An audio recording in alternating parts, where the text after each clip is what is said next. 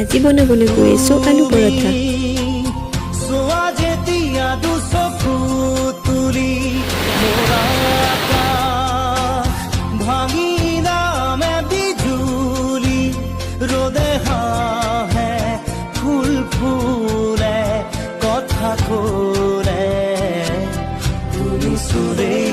বসন্ত ধুমুহাও যে প্ৰশান্ত তোমাৰ মাজতে দিগন্ত সৃষ্টিৰ পৰুষ অনন্ত।